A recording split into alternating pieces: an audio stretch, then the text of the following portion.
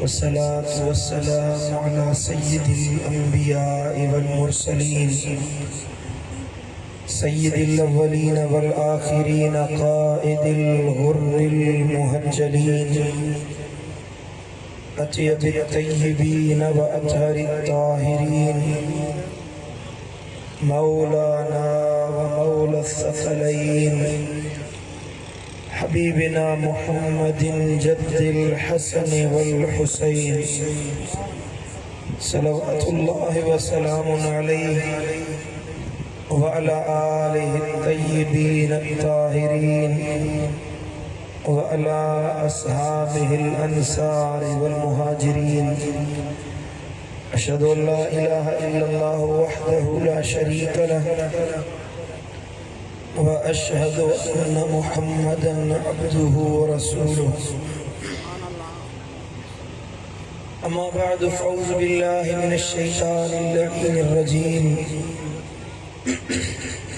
बिस्मिल्लाहिर रहमानिर रहीम फ़स्अलू अहलज़ ज़िक्रि इन कुन्तुम ला तअलमून सदक़ल्लाहु मौलानल अलीयुल अज़ीम इन्नल्लाह व मलाइकतहु युसल्लूना अलन नबी या अय्युहल्लज़ीना आमनू सल्लू अलैहि व सल्लिमू तस्लीमा बुलंद आवाज़ से दुरूद शरीफ और अल्लाहुम्मा सल्लि अला सय्यिदिना व सनदिना व मौलाना व मुर्शिदिना मुनअमना व मअवाना व मलजाना हबीबिना व नबीना व नूर क़ुलूबिना सय्यिदिना मुहम्मद व अला आलिहि व अस्हाबिहि व अज़वाजिहि व औलादिहि व इत्रतिहि व अहलि बैतिहि अजमईन। मुअज़्ज़ज़ व मुकर्रम सामईन एज़ाम, प्यारा दोस्तों, बुजुर्गों, भाइयों, अल्लाह करीम का दुआ है तरफ शाल असां सभिनी खे हिदायत नसीब फरमाए, मदीने वारे साईं जी सच्ची मोहब्बत नसीब फरमाए। चओ आमीन। करीमन जी मोहब्बत में जियारे ऐं रब शाल इन मोहब्बत में मौत नसीब फरमाए। अल्लाह करीम का दुआ है जागाल ॿुधूं अल्लाह उन जे मथां अमल जी तौफ़ीक़ अता फरमाए। जनिया सोहनी बाबरकत महफिल मिलाद पाक यानी शरीफ के सिलसिले में सजाई आहे। मोहतरम खलीफा फ़कीर लियाकत अली करमी सनन जे भाइरनि दोस्तनि साथियुनि जेको ख़र्च कयो, एहतमाम कयो, लंगर कयो, अल्लाह करीम का दुआ है तो अल्लाह इनके पंहिंजी बारगाह में शर्फ़ कबूलियत अता फरमाए। इन मिलाद शरीफ सजाइण वारनि खे अल्लाह दीन दुनिया जी नेमतुनि सां माला माल फरमाए। सब मुतवज्जे आयो, सुजाग वेठा आयो, माला जो कुरान पढ़ण शुरू किया। अल्लाह ताला जे पाक कलाम कुरान मजीद फुरकान हमीद सूरत अंबिया मझा चंद लफ्ज़ न फ़कीर तिलावत कया। ये लफ्ज़ बेअईनिही सूरत नहल में अल्लाह ताला फरमाया है। रब फरमायो फ़स्अलू अहल ज़िक्रि, वनी ज़िक्र वारन का सवाल कयो, इन कुन्तुम ला तअलमून, जेकरे तवा नथा जानो, जे तवा के खबर नाहे के मामले में मुंझी पिया आयो, तवा के मसले में मुंझारे जो शिकार आयो, तवा के खबर नथी पवे त छा कया। जिंदगी आहे, जिंदगी जा मामलात आहिनि, दीनी मामला आहिनि या दुनियावी मामला आहिनि। दुनिया जा दुख ॾाजड़ा तंगियूं तकलीफ़ूं आहिनि। तवा पुट के परणाइण चाहियो था, तवा कारोबार करण चाहियो था, तवा तिजारत करण चाहियो था, तवा किथे नौकरी करण चाहियो था, तवा के दुनिया के मामले में हथ वेठण चाहियो था, को वजीफो करण चाहियो था, को दीनी कम करण चाहियो था तबलीग करण चाहियो था किए कयूं छा कयूं अल्लाह जो कुरान दो फरमाए ते ए ईमान वारो ओ अकरेजा बाशऊर मुसलमानो वञो के जिक्र वारे जी दामन पकड़ियो के अल्लाह वारे जो दर वठो तमा उन्हनि वटि वञो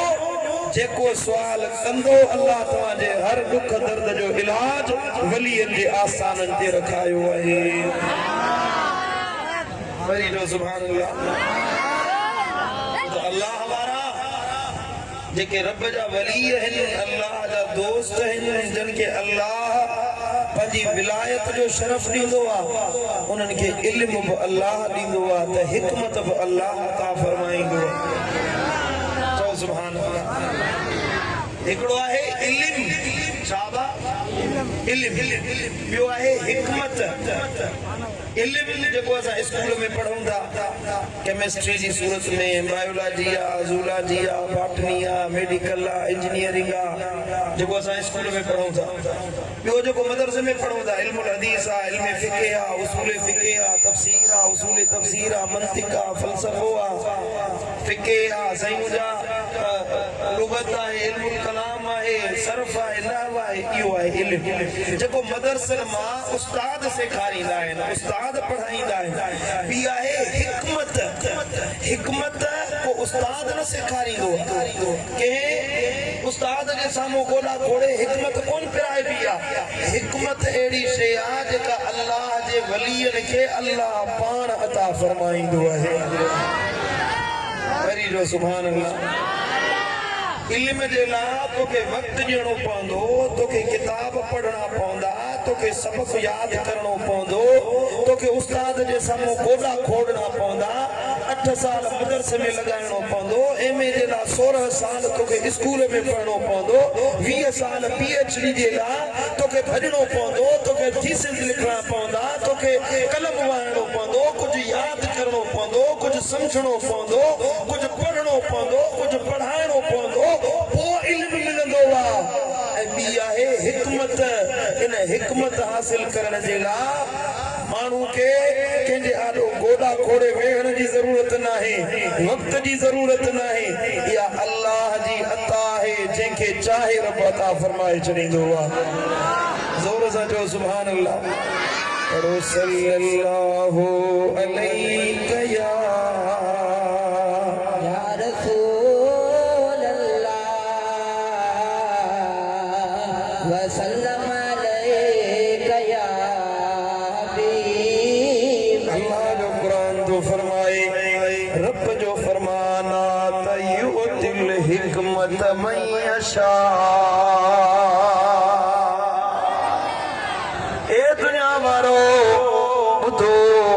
अल्लाह ताला जेके चाहींदो आहे उनखे हिकमत वारो बणाए छॾींदो आहे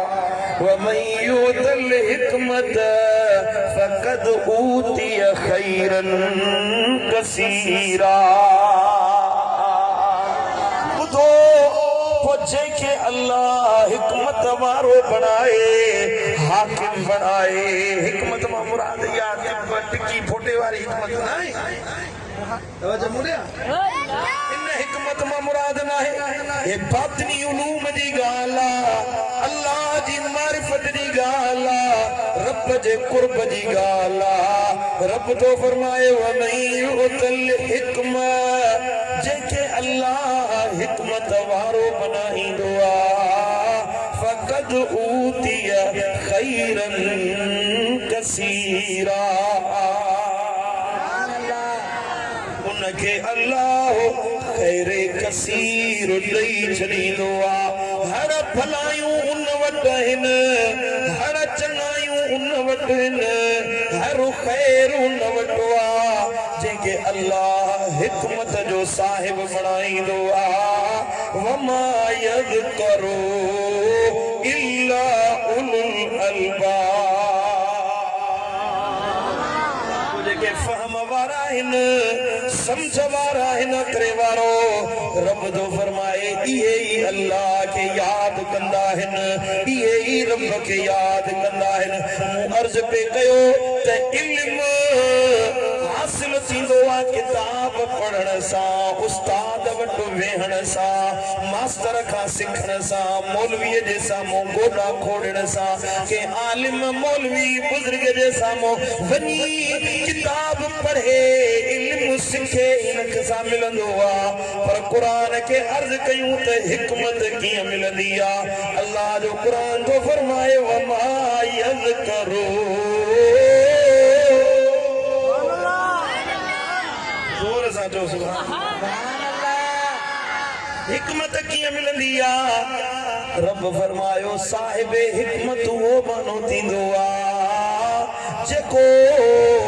अल्लाह जो ज़िक्र करण वारो हुजे जेको मदीने वारे साईं सां दिल लाइण वारो हुजे पढ़ो सल्लल्लाहु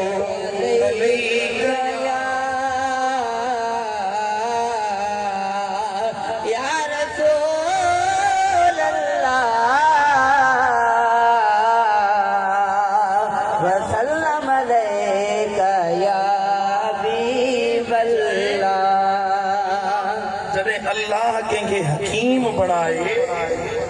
हिकमत वारो बनाए तो उनजे लफ्ज़ में तासीर होंदी आहे उनजे अमल में असर होंदो आहे उनजी गुफ्तगू में असर होंदो आहे मुंहिंजी तकरीर ॿुधो था मौलवी आलिम जो तकरीरूं तव्हां ॿुधो था पर इते न जे करे दिल भर सां अचे तकरीर सुभान अल्लाह छो तो वो साहिब हिकमत का साहिब बसीरत का मौलवी रुकी इल्म बुधाईंदो अल्लाह वारो हिकमत बयान कंदो आहे अल्लाह वारो इलाज कंदो आहे आलिम नुस्खो बुधाईंदो आहे अल्लाह वारो दर्दन जो इलाज कंदो आहे नुस्खो माण्हू यादि करे त ॿुधायो माण्हू ठीकु थी वेंदो बुखार कंहिंखे उनखे पेनाडोल जो नुस्खो ॿुधायो नुस्खो पेनाडोल में हे शयूं पवंदियूं वञी यादि कर पेनाडोल बुखार जी टिकी आहे पेनाडोल टिकी में जीअं ठहंदी आहे उहो सॼो माण्हू नुस्खो ॿुधाए दफ़ा पेनाडोल में हे केमिकल पवंदो आहे हे अज्जा पवंदा आहिनि हे शयूं पवंदियूं आहिनि इहो यादि कर तूं ठीकु थी वेंदो बुधायो 100 दफा वो नुस्खो पढ़े बुखार लहंदो बुधायो न बुखार लहंदो खंघ एकरे माण्हू खे उनखे चओ बाबा माखीअ में कारियूं मिरियूं विझो उनखे थोरो गरम करे पोइ खाओ त माखी इन खाइण सां तव्हांजी खंघ लही वेंदी तव्हांजो ज़ुकाम लही वेंदो इहो यादि कर खाए न माखी खाए न तो थोरो यादि करे माखी माखी माखी खंघ लहंदी आलिम सबोरा नुस्खो बुधाईंदा आहिनि जेको इहो नुस्खो बुधायो माव अल्लाह वारा वरी अम्मा वांगुरु जीजल मां वांगुरु दसे या दवा प्यारींदा आहिनि अल्लाह वारा दवा प्यारण वारा आहिनि टिकी खाराइण वारा आहिनि इलाज करण वारा आहिनि ॿुधण सां फ़ाइदो न थींदो आहे इलाज कराइण सां फ़ाइदो थींदो आहे अल्लाह वारा मदीने वारे साईं जे फरमान मुताबिक़ अमल कराईंदा आहिनि गुनाहनि जी बीमारी बेहयाई बदकारी बुछड़ाई जी जेका बीमारी आहे इन बीमारीअ जो इलाज अल्लाह वारनि जे लफ़्ज़नि में रखायल आहे सुभान अल्लाह मुझे मुर्शिद दिल पर साईं फरमायो चो सुभान अल्लाह खुदा जे दोस्तन प्यारन जे अखरन में असर आहे खुदा जे दोस्तन प्यारन जे अखरन में असर आहे उन्ही अख सां निहारन जे निहारन जे त नज़रन में असर आहे खुदा जे दोस्तन प्यारन जे अखरन में असर आहे चओ सुभान अल्लाह उन्हनि जे आसताननि ते वसन जूं जूं लाटूं अल्लाह उन्हनि जे आस्ताननि ते वसन जूं नूर जूं लाटूं वलियनि जी मज़ारुनि ऐं वलियनि जी मज़ारुनि ऐं क़ब्रुनि में असर आहे खुदा जे दोस्तनि प्यारनि जे अखरनि में असर आहे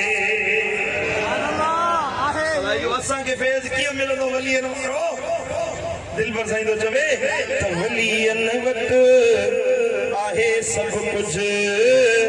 मिले मोहबत अक़ीदत सां अल्लाह वलियनि वटि आहे सभु कुझु मिले मोहबत अक़ीदत सां दिल पर साईं जो अक़ीदो मुर्शिद दिल पर साईं जो अक़ीदो त बेज़ारनि में असर आहे खुदा जे दोस्तनि प्यारनि जे अखरनि में असर आहे थकिजी विया आहियो सल्लल्लाहु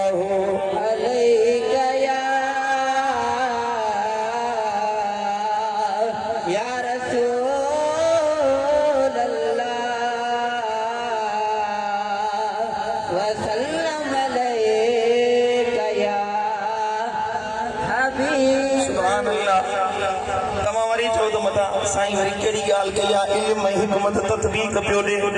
कीअं थो बराबर थी सघे अल्लाह ताला क़ुरान मजीद में इरशाद फरमायो त कमा अरसलना फीकुम रसूला तव्हांजे अंदर बि जीअं अॻियनि उम्मतुनि में रसूल आया हुया पैगंबर आया हुया अल्लाह जा नबी आया हुया ए ईमान वारो तव्हां में बि अल्लाह ईअं ई हिकिड़ो रसूल मुस्तफ़ा जी सूरत में उमाणियो मदीने वारे साईं खे उमाणियो अथई यतलू अलैकुम आयातिना जेको तव्हां ते असांजो आयतूं थो तिलावत करे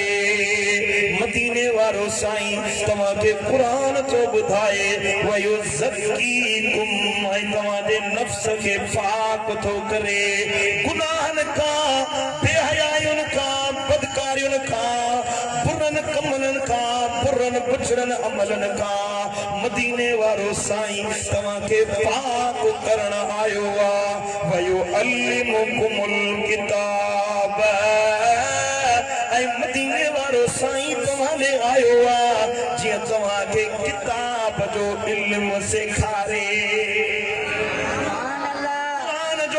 ॿुधाए उन खां बाद में रब थो फरमाए हेतिरियूं सारियूं ॻाल्हियूं बयान कई यतलू अलैकुम आयातिना तव्हां ते मुंहिंजूं आयतूं थो पढ़े वयुज़क्कीकुम तव्हांखे पाक करण आयो आहे वयुअल्लिमुकुमुल किताब तव्हांखे किताब जो इल्म थो सेखारे ॻाल्हि त ख़तम थी वई माण्हू गुनाहनि खां पाक थी वियो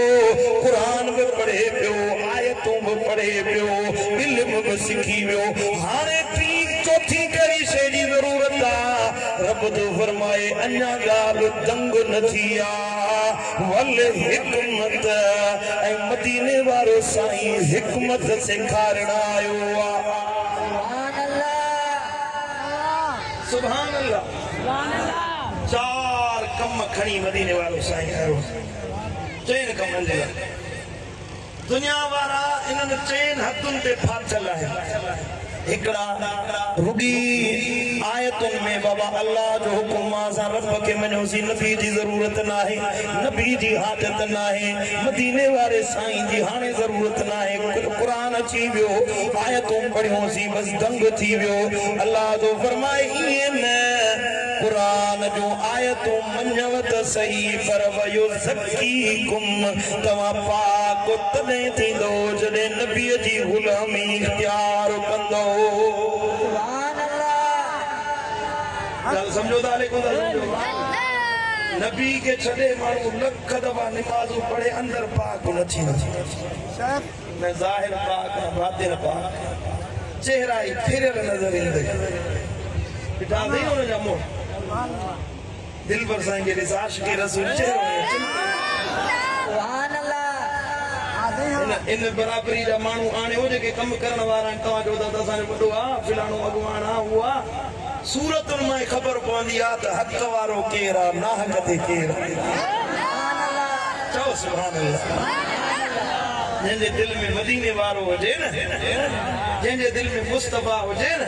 उनजे ज़ाहिर बातिन में नूर ख़ुद ब ख़ुद पैदा थी वेंदो। असांखे सबक़ इहो मिलियो आहे दिलबर साईं जे तरफ़ां त ईअं चओ मुंहिंजी दिलड़ीअ जो दिलबर महबूब मोहम्मद मुंहिंजी दिलड़ीअ जो दिलबर महबूब मोहम्मद रहमत जो फिरी पे कर महबूब मोहम्मद मुंहिंजी दिलड़ीअ जो दिलबर महबूब मोहम्मद अल्लाह ॾियण ते आ हथ वंड हबीबन जे। चओ सुभान अल्लाह। अल्लाह ॾियण ते आ हथ वंड हबीबन जे ओ सोनो सखी सरवर महबूब मोहम्मद सुभान अल्लाह। अल्लाह कुरान में वरी ॿी जगह ते फरमायो नबी सोने सां मुखातब थींदे त वमा अनज़ल अलैकुम मिनल किताबे ऐं तव्हां ते असां किताब नाज़िल कयोसीं किताब सां गॾु वल हिकमत ऐं हिकमत नाज़िल कईसीं। किताब रुॻी इल्म मां नफ़ो न थींदो, इल्म ई काफ़ी न आहे, उन सां गॾोगॾु हिकमत जेका अल्लाह पंहिंजे ज़ात जे तरफ़ां नाज़िल फरमाईंदो आहे। सुभान अल्लाह सुभान अल्लाह। ऐं मदीने वारे साईं खे अल्लाह फरमायो वयो अल्लिमुल किताब वल हिकमा ए मुंहिंजो महबूब उन अल्लाह तोखे इल्म बि ॾिनो आहे त हिकमत बि अता फरमाई आहे। मदीने वारे साईं पंहिंजे तरफ़ां मदीने जे ताजदार पंहिंजे तरफ़ां पंहिंजे उम्मत खे वही बि ॿुधाई, तज़कियो बि कयो, इल्म बि सेखारियो त मदीने वारे साईं हिकमत बि सेखारी आहे। पाण ते महदूद कोन रखे कुरान फरमायो त लक़द मन्नल्लाहु अलल मुमिनीन इज़ बअस फ़ीहिम रसूलन मिन अनफुसिहिम। अलबत्ता तहक़ीक़ अल्लाह ताला मोमिनन ते एहसान कयो आहे, ईमान वारनि ते थोरो कयो आहे जो उन्हनि जी जानूं मझां पंहिंजो दिलबर नबी मोहम्मद करीम ख़लक़ियो अथई। फरमायो अथई यो अल्लाह ए मोमिनो तव्हां ते एहसान कयो आहे। चओ सुभान अल्लाह। ॿिए पासे मां अञा मौज़ू ते अचां थो पर रब थो फरमाए त दुनिया वारो काइनात वारो ॿुधो मूं अल्लाह तव्हां ते एहसान कयो आहे जो मदीने वारो तव्हांखे ॾिनो। सुभान अल्लाह। इन आयत ते रुॻी सुञ अमल कयो अल्हम्दुलिल्लाह।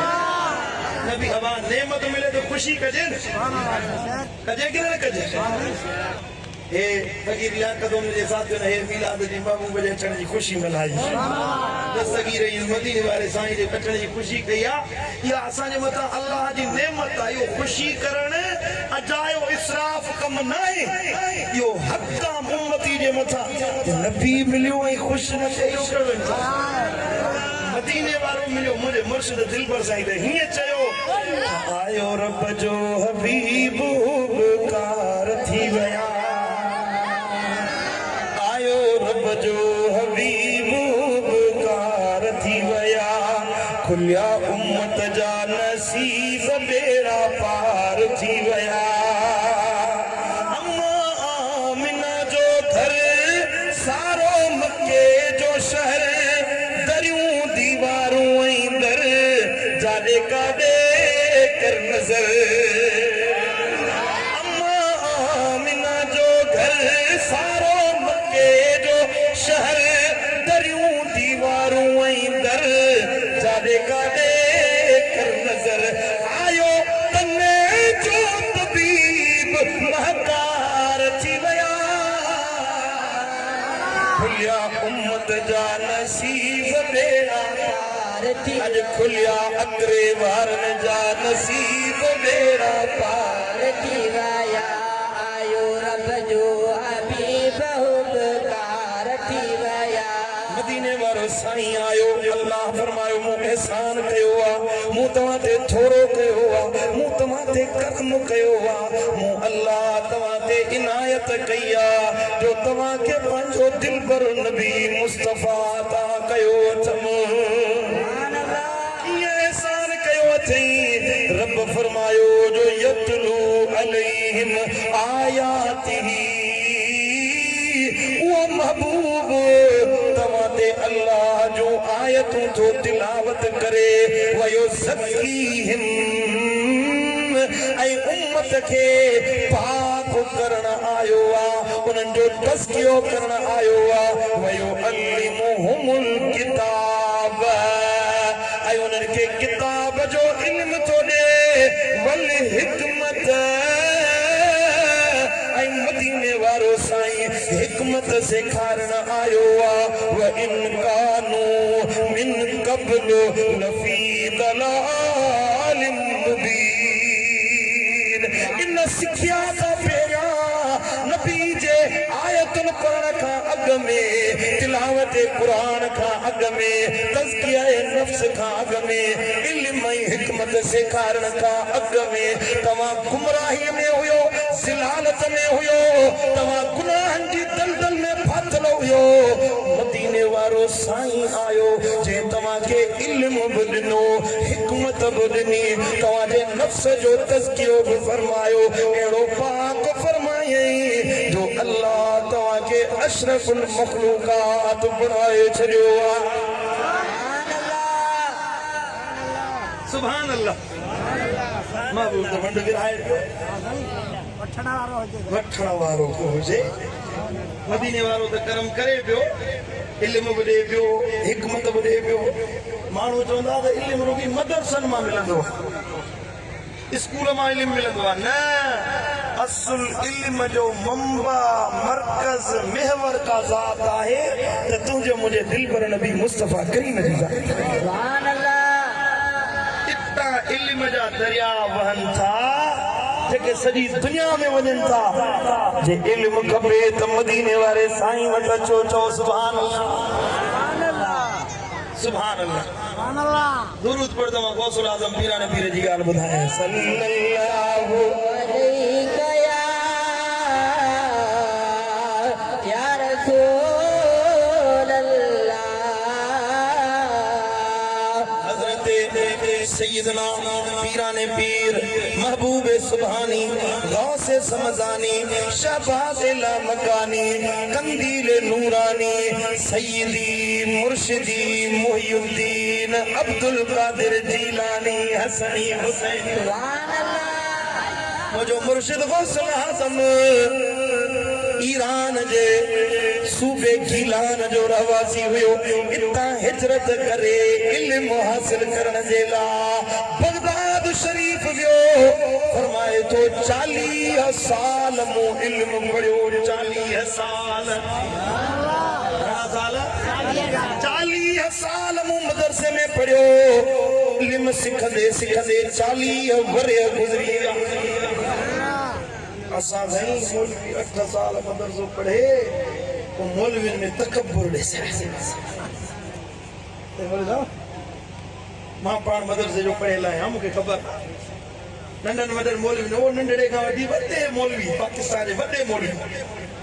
सभिनी सां मां मिलियो वेठो आहियां जहिड़ो तकब्बुर इल्म वारनि में अहिड़ो ॿिए कंहिं में आहे वॾेरा अमीर इन्हनि में तकब्बुर आहे पर हे ख़ुदा जा पाना सम्झनि बि था त तकब्बुर वॾाई करणु जाइज़ न आहे ते बावजूद तकब्बुर था वो वडेरो जाहिल आहे वो सरदार जाहिल आहे सियासतदान जाहिल आहे उनखे दीन जे इल्म जी ख़बर न आहे उहो तकब्बुर करे तो उनजे मयार न आहे वॾाई करे हिकिड़ो इल्म वारो आहे फ़हम वारो आहे क़ुरान पढ़ींदो हदीस पढ़ींदो वरी मुतकब्बिर बणिजी अल्लाह खे इहा ॻाल्हि न वणंदी समझ में अचे थी ॻाल्हि 8 साल मदरसे में पढ़े चवे लहे उभरे मुंहिंजे मथां तो पर सुभान अल्लाह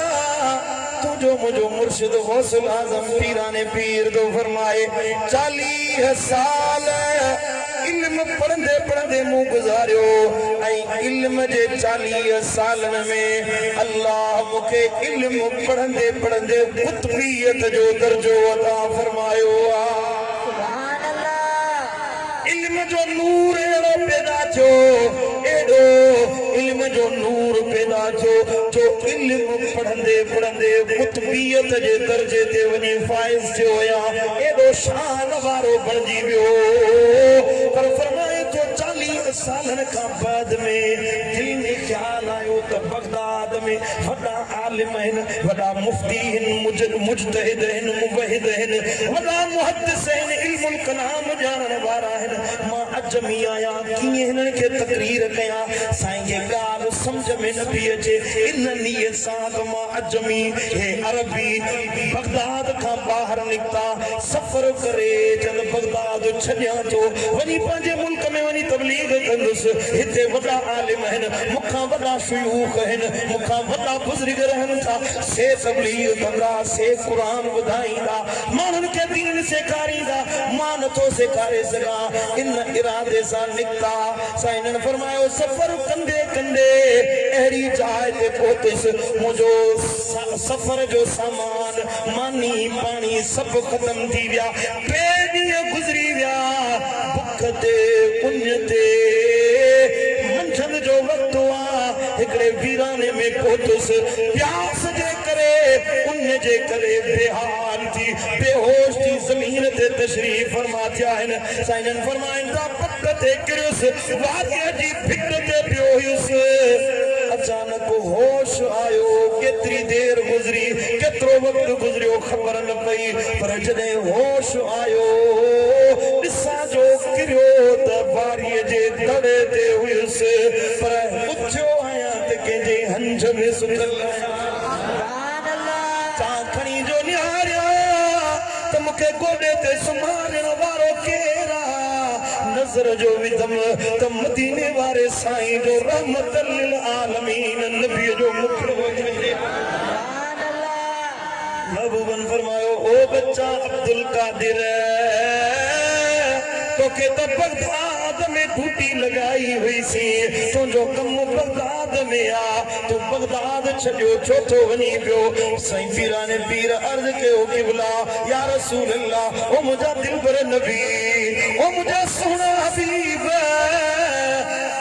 अरबन जो मुल्क वॾा वॾा फसीह बलीग वॾा आलिम बगदाद में रहनि था वॾा शेखुल हदीस रहनि था या रसूल अल्लाह मां अजमी आहियां मूं वटि फसाहत न आहे मूं वटि बलागत न आहे मूं वटि एॾो इल्म न आहे जो माण्हुनि खे तकरीर कयां माण्हुनि खे ॿुधायां माण्हुनि खे नसीहत कयां मदीने वारे साईं फरमायो त अब्दुल कादिर ओरे आ वेझो आ मुंहिंजो महबूब हज़रत अब्दुल कादिर तो फरमाए मदीने वारे साईं पंहिंजे वात जी लुआब दहन कढी 11 दफ़ा मुंहिंजे वात में विधी आ जोर सां जो सुभान अल्लाह। यार दफ़ा पंहिंजे वात जी लुआब कढी मुंहिंजे वात में विधी ओ इल्म त ॼाणे पियो वयो अल्लिमुहुमुल किताब इल्म त ॼाणे पियो पर मदीने वारे साईं जेको इनायत कई 11 दफ़ा फैज़ पलटियो इहो इल्म न हुयो हिकमत वारो फैज़ हुयो। हुजूर गौसे पाक सा फरमाइनि जियां जो महबूब जी लुआब मुझे सीने में वया भाई ख्वाब जी गाल नाए हिन नाचियुनि सां सगीर मदीने वारे खे पियो ॾिसे। सुभान अल्लाह। फरमाईंदा त लुआब दहन जो वात में वही त ईअं पियो महसूस थिए जो 40 साल किताब पढ़िया हुयमि उन्हनि किताबनि में जेको इल्म हुयो उनजी समझ उनजो फहम उनजो इदराक मदीने वारे साईं अता फरमायो खुली विया चे तो कुरान त पढ़ियल हुयुसि कुरान त याद हुयो पर जेका कुरान जी समझ नबी जी इनायत खां बाद में मिली अगो तफसीर पढ़ियमि आलिमनि वटि वेठुसि मुफस्सिरनि जी संगत में वेठुसि किथे अहिड़ो कुरान जो फहम न मिलियो जहिड़ो मदीने वारे साईं अता फरमायो। सुभान अल्लाह। मोट के वापस मोटे बगदाद शरीफ नबी जी हिदायत खणी महबूब जूं दुआऊं वठी वापस बगदाद जो पहुतुस निकतो हुयुस त को सुञाणे न पियो निकतो हुयुस त को हथ न पियो ॾे पर जीअं जो आयुस ईअं पियो लॻे ॼण पूरो बगदाद मूं अब्दुल कादिर जे इंतज़ार में हुयो। माननि में रड़ियूं पइजी वियूं अब्दुल कादिर जीलानी अची वियो शेखुल मशाइख अची वियो पीरनि जो पीर अची वियो नंढा वॾा मर्द औरतूं पोढ़ा जवान दस्तगीर जे कढ लॻी पिया को हथ पियो चुमे को पेरे पियो पवे को जिस्म ते हथ पियो लाए जेको न पियो पहुचे पीराने पीर जे कदमनि ते लॻल मिट्टी खणी अखियुनि ते पियो लाए मोहब्बत में विजदान में हर को ईअं पियो चवे जीअं दिलबर साईं पंहिंजे शेर में चयो आहे त कयूं में ज़मानो कुतबे जहानो है कयूं में ज़मानो कुतबे जहानो मुझो पीर दस्तगीर महबूबे सुबहानो एड़ी थकल सुभान अल्लाह जो मुंह तकरीर कई हाणे थकल आहियां पर सॼा 2 महीना थिया तकरीर कंदे ॾींहुं राति जोर सां चओ सुभान अल्लाह। है कयूं में ज़मानो कुतबे जहानो मुझो पीर दस्तगीर महबूबे सुबहानो अल्लाह मुझो पीर दस्तगीर महबूबे सुबहानो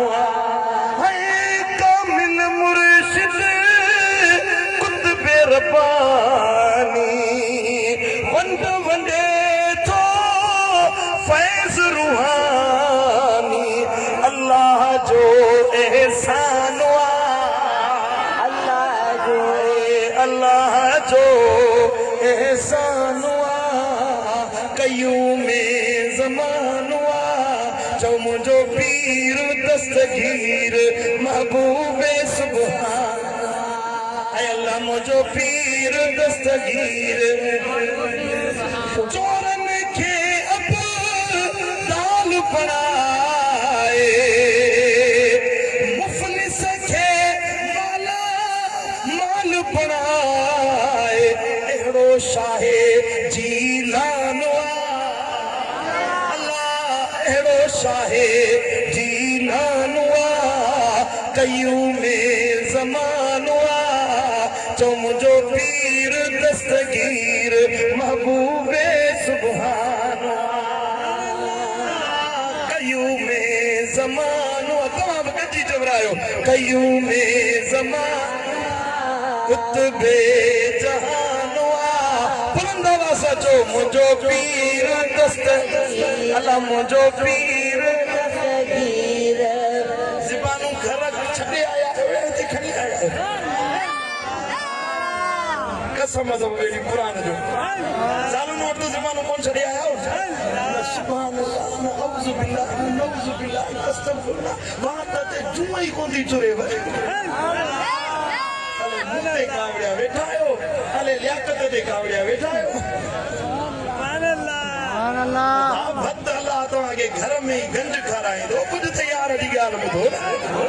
तो कयूं में ज़मानुआ कुतबे जहानुआ मुझो पीर दस्तगीर सुभान तेरो ओ दिल पर साईं ते करम कयाई अल्लाह दिल पर साईं ते करम कयाई अज अकरे वारन ते करम कयाई पांच गुलामन मंझ गयाई मुर्शिद सो मेहरबान हक मुर्शिद सो मेहरबान कयूं में ज़मानुआ मुझो पीर दस्तगीर महबूबे सुभान अल्लाह मुझो पीर दस्तगीर महबूबे सुभान चो चो कयूं में ज़मानुआ कुतबे जहानुआ मुझो पीर दस्तगीर महबूबे सुभान सुभान अल्लाह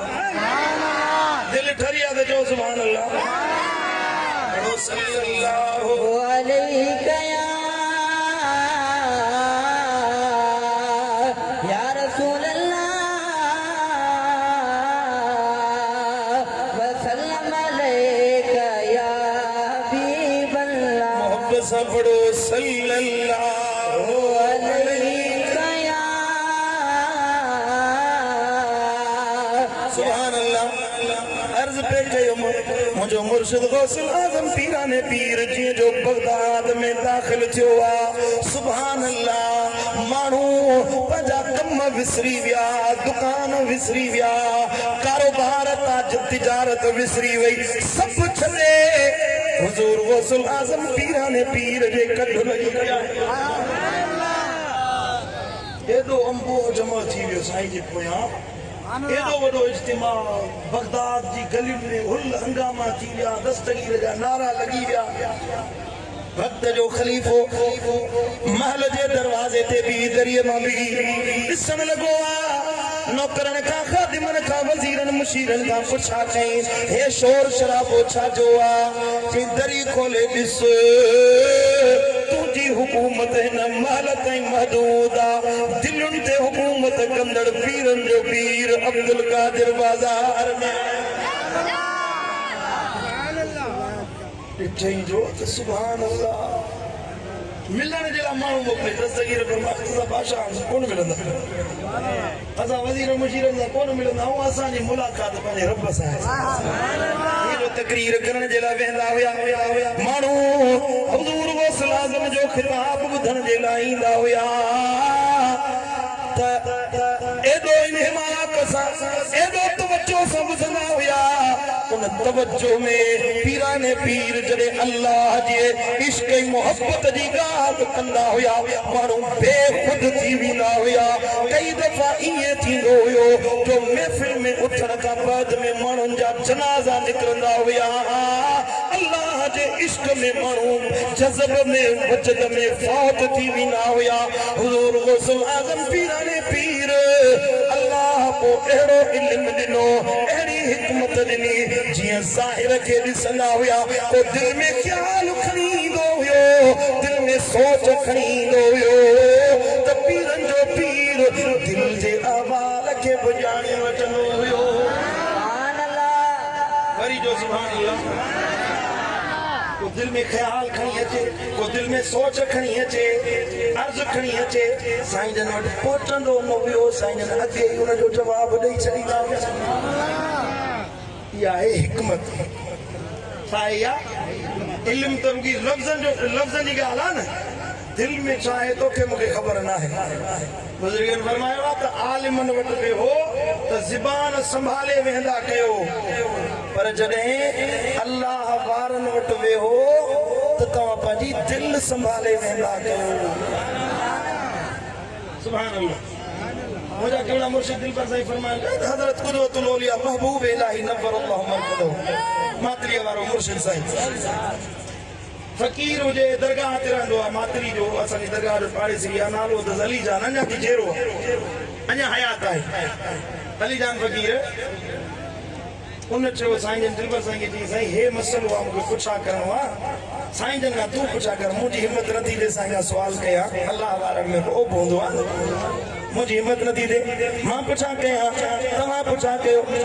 त साईं जन फरमायो अली जान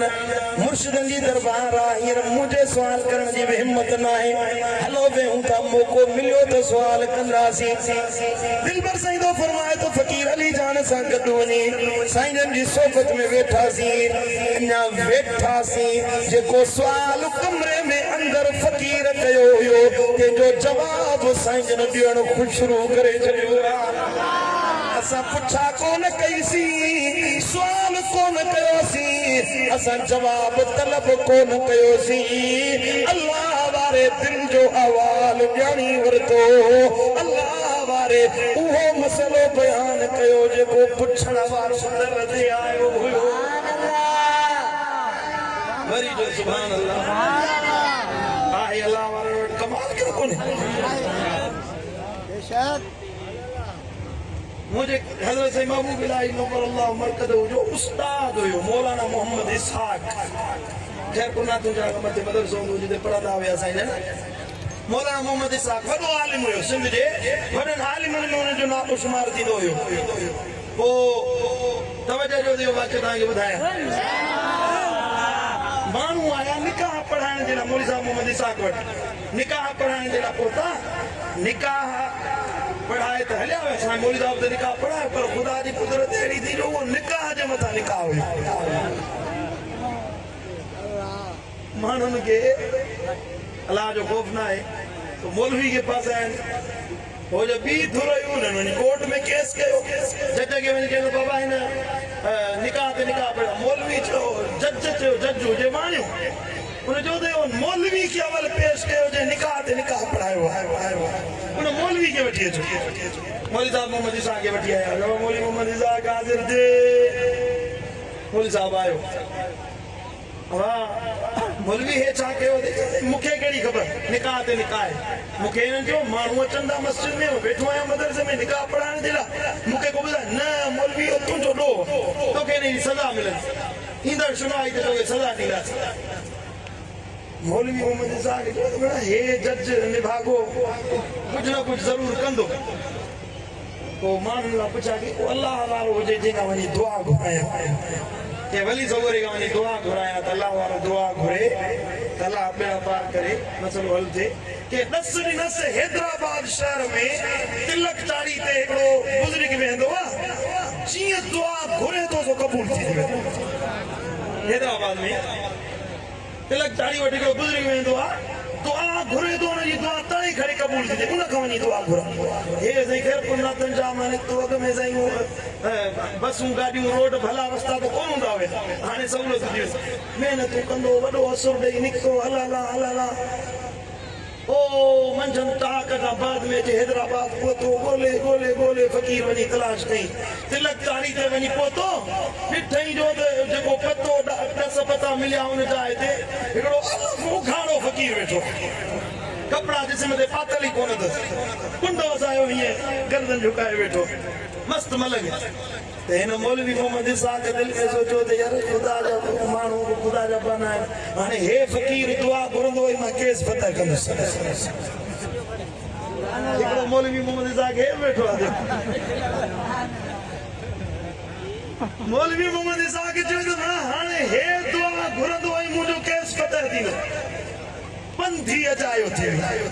किराया भाड़ा ये जाए थे अन्या जी ये सोचे पियो तो फकीर कंद मथे खणी जो ओ मौलवी मोहम्मद सा केरे एडे एडे एडे हमके जोर दे सुभान अल्लाह इनके मुझे नाले जी की खबर पई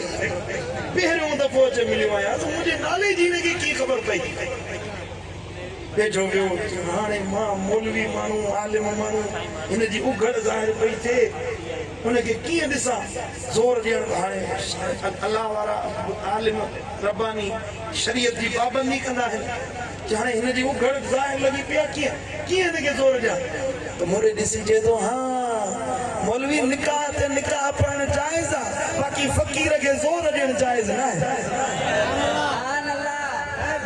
निकाह ते निकाह पढ़णु जाइज़ आहे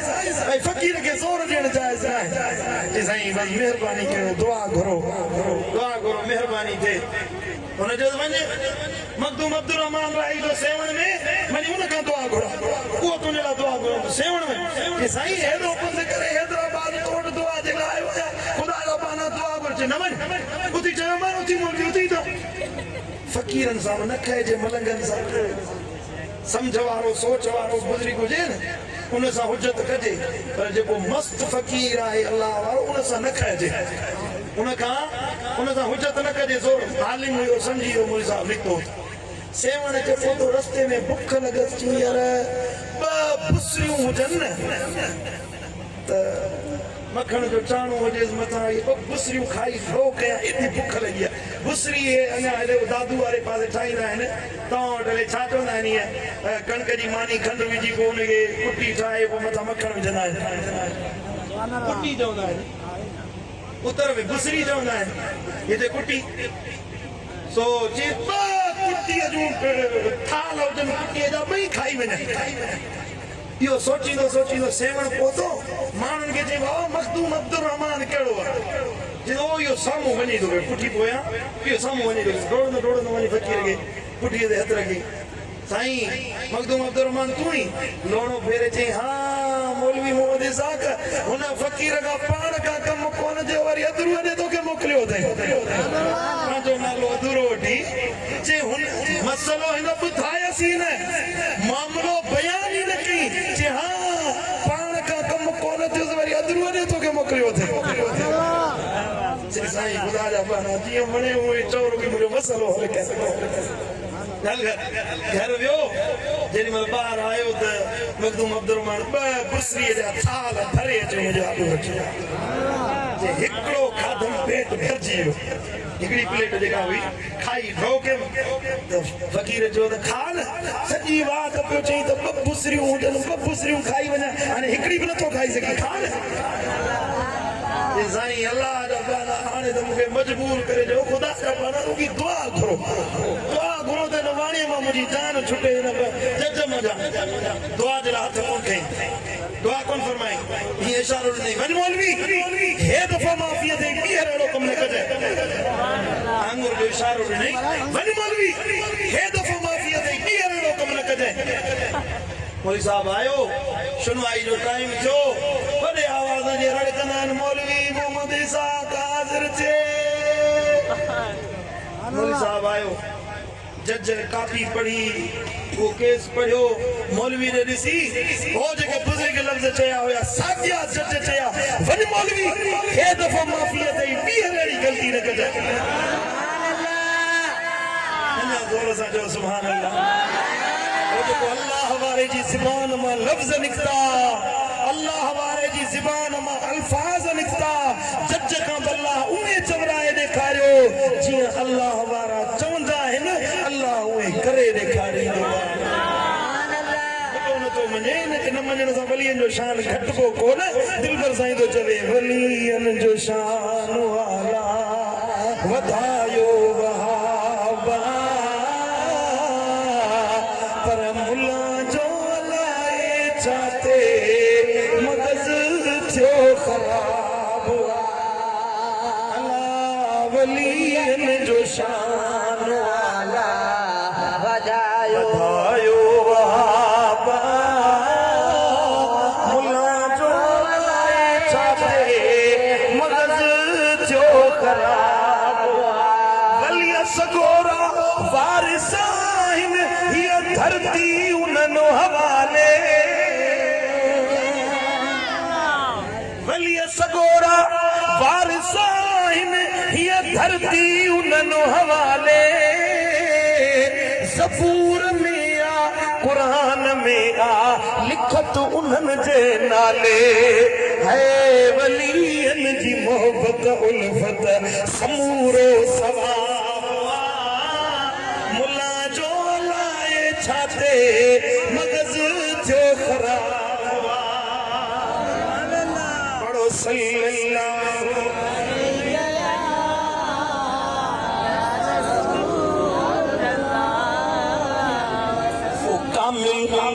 को अकमल को अल्लाह वारो को साहिब बसीरत हुजे अल्लाह ताला उन वली जे सदके रब कायनात अहिड़ो करम कंदो आ जो वलियन जी हिकमत ई आहे जेका दुख लाहींदी आ दर्द लाहींदी आ गम लाहींदी आ परेशानियूं लाहींदी आ जे कर्ज़ी आहीं त के वलीअ वटि वञ जे दर्द मंद आहीं त के अल्लाह वारे वटि वञ जे परेशान आहीं के अल्लाह वारे वटि वञ सो तुंहिंजे लाइ दुआ घुरंदो रब तो फरमाए हदीस कुदसी में व इन सअलनी ला उतियन्नहु जॾहिं उहे अल्लाह वारा मूंखां सुवाल कंदा आहिनि मां अल्लाह उन्हनि जा सुवाल अखाए छॾींदो आहियां रद्द न कंदो आहियां जेको घुरंदा आहिनि मां अल्लाह उहो अता करे छॾींदो आहियां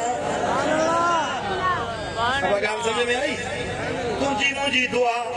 अकरे में तूं दुआ घुर मां दुआ घुरां अल्लाह ॿुधे थो हर कंहिंजी दुआ ॿुधे थो हर कंहिंजो सॾु ॿुधे थो हर कंहिं माण्हू जी दुआ क़बूल करे थो पर मर्ज़ी वारो आहे क़बूलियत जो दुआ खे दर्जो ॾे या न ॾे क़बूल करे या न करे तूं मां दुआ था घुरूं मौला सिहत ॾे मौला सिहत ॾे राति ॾींहुं घुरूं था सिहत नथी मिले पर जॾहिं वली सगोरो चवे मौला हे अकरे जो आशिक़ आयो आहे हिन खे सिहत ॾे अल्लाह वारो चवंदो वेंदो रब तो फरमाए वली जो सद मां रद्द न कंदो जीअं चवंदो आहे ज़रूर बिन ज़रूर अदा करे छॾींदो वलियन जे सदके दुनिया जा बि दुख लहंदा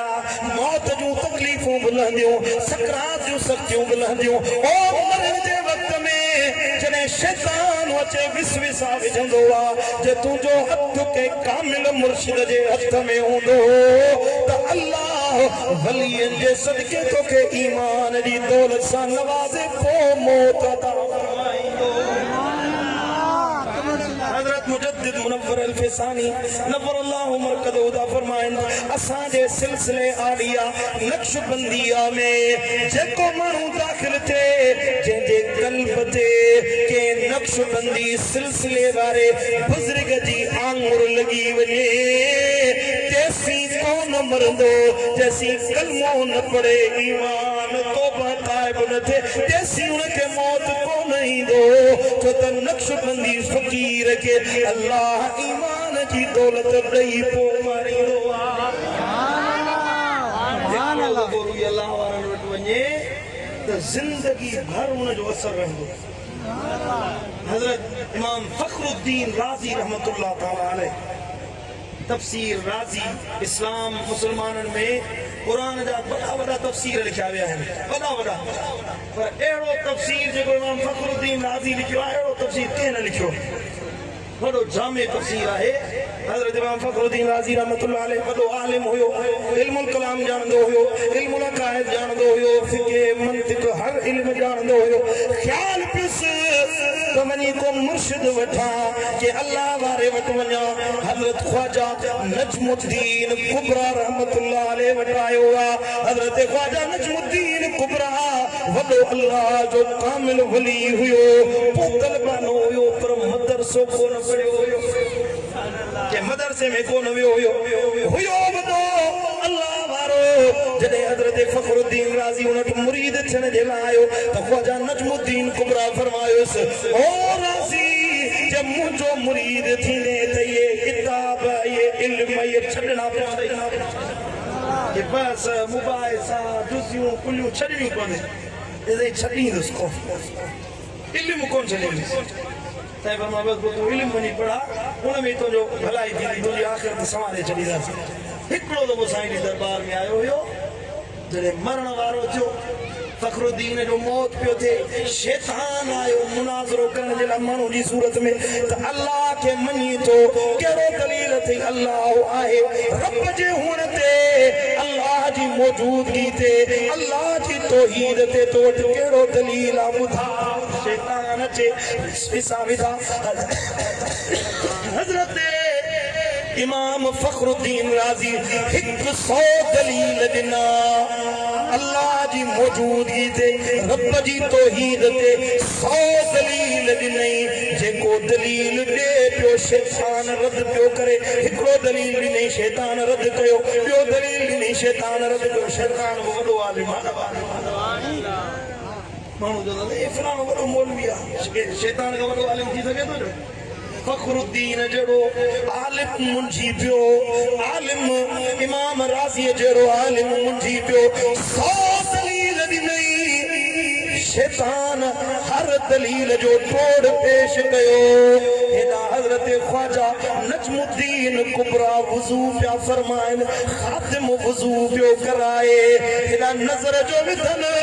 त फखरुद्दीन जी पिछाड़ी आहे ऐं शैतान मल मारियो पियो वञे हज़रत इमाम फखरुद्दीन छा कयो जो पाणीअ जी लप जीअं जो मुरीद वुज़ू जे लाइ भरे ॾिनी आहे फखरुद्दीन जे शहर ॾे हीअं उछलाए फरमाईंदा ओ राज़ी जो त मां अल्लाह खे दलीलनि सां नथो मञा दलाइल सां नथो मञा मां पंहिंजे अल्लाह खे बिना दलीलनि जे तस्लीम थो कयां ओ शैतान ओ मलऊन मूंखे रब जी तौहीद ते मूंखे अल्लाह जी वहदानियत ते को दलील न खपे का आयत न खपे अल्लाह आहे मां बिना दलील जे रब खे तस्लीम थो कयां इहो आवाज़ फखरुद्दीन जे कन ते पहुतो हो समरकंद में हे साईं मुंहिंजा बेहक शहर ईरान में सुभान अल्लाह या पाणी जी लप वञी राज़ीअ जे मुंहं ते पई होश आहे अखि खुली वेठी शैतान मलऊन अल्लाह उते लानत विझे मां रब खे बिना दलील जे मञा ला इलाहा इल्लल्लाह मुहम्मद रसूलुल्लाह विसाल थी वियो वरी जो सुभान अल्लाह अब का ॻाल्हि सम्झो था रे सम्झो हे अल्लाह वारनि जी दरबार में फ़ाइदो हे अल्लाह वारनि जी नसीहत में असर आहे हे अल्लाह वारनि जी दरबार में वञण जो फ़ाइदो आहे जेको अल्लाह वारनि वटि वञे न सिंधीअ में चवंदा आहिनि भेरो न थिए मेरो भेरो न थिए मेरो अल्लाह वारनि वटि अच वञ रखो वलीअ जी संगत में वेहो अल्लाह राज़ी थिए अल्लाह जो हबीब शल राज़ी थिए अल्लाह मुंहिंजो चवणु तव्हांजो ॿुधणु पंहिंजी बारगाह में क़बूल ऐं मंज़ूर हा तव्हांखे हेतिरी जो तकरीर कई अथव हाणे को अल्लाह वारे जो ॾस बि ॾेई वञा न अल्लाह वारा तो खोड़ है सॼी सिंध अल्लाह वारनि सां भरी पई आहे तव्हांखे दावत आहे हर अंग्रेज़ी महीने जो पहिरियों अच ॾींहं जो मुंहिंजे मुर्शिद जो आस्थानो दरबार अली फज़लाबाद शरीफ़ मातली में माहवार महफ़िल थींदी आहे जंहिंमें हितां गाॾी जो बंदोबस्त कयो वेंदो आहे तव्हां जोक दर जोक अल्लाह वारा जी दरबार में अचो ॿियो न त भला ईमान जी दौलत मिलंदी न दुनिया जा ॾुख भुलाईंदा क़बर हशर में महिरबानी थींदी वली सलोरनि जी दरबार में अचो त ॿई जहान में अचो اللهم صل